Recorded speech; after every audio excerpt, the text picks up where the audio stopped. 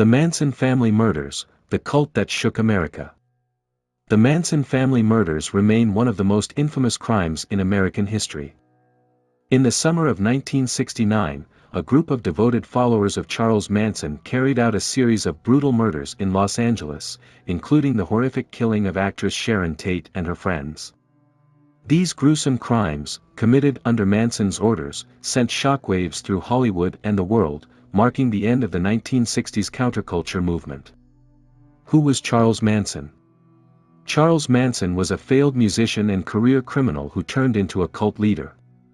He brainwashed his followers into believing he was a divine figure, using drugs, manipulation, and psychological tactics.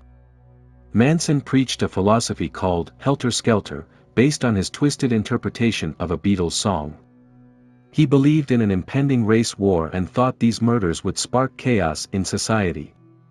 Manson established the Manson family, a commune of young men and women living under his rule at an abandoned movie ranch near Los Angeles.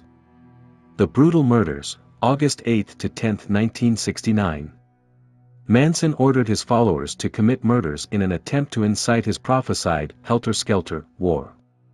Night 1, the Tate murders, August 8 to 9, 1969.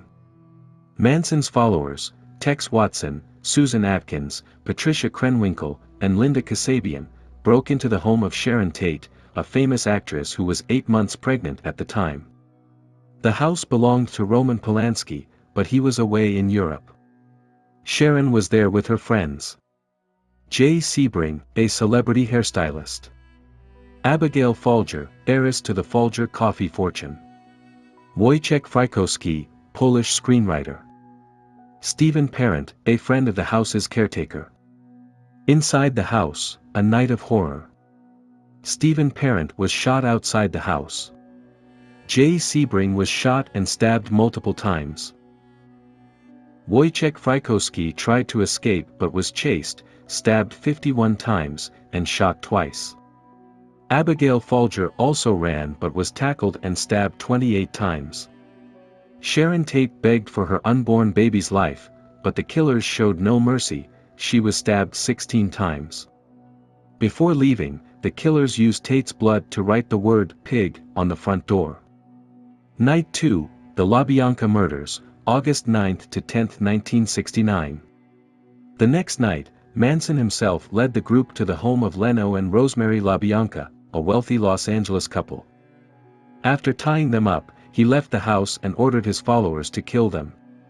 Leno LaBianca was stabbed 12 times and had the word "war" carved into his stomach. Rosemary LaBianca was stabbed 41 times. The killers wrote "Death to Pigs" and "Helter Skelter," misspelled, on the walls in blood. The aftermath, the Manson family's downfall. Captured, the police initially failed to connect the murders, but in October 1969, Susan Atkins, already in jail for a different crime, bragged about the killings to a fellow inmate. This led to the arrests of Manson and his followers. Balance Scale Trial, 1970 to 1971. Charles Manson, Tex Watson, Susan Atkins, Patricia Krenwinkel, and Leslie Van Houten were convicted of murder.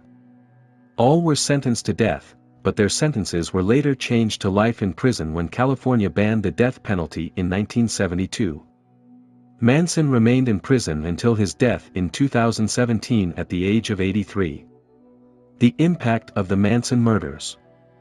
End of the 1960s, love and amp, peace era, the brutal nature of the crimes shattered the idealism of the hippie movement. Hollywood's fear, celebrities became more cautious, increasing security in their homes. Cultural fascination, books, documentaries, and films, including Helter Skelter, 1974, and Once Upon a Time in Hollywood, 2019, were inspired by these events. Conclusion: evil in human form. Charles Manson never killed anyone himself, yet he masterminded one of the most terrifying crime sprees in history.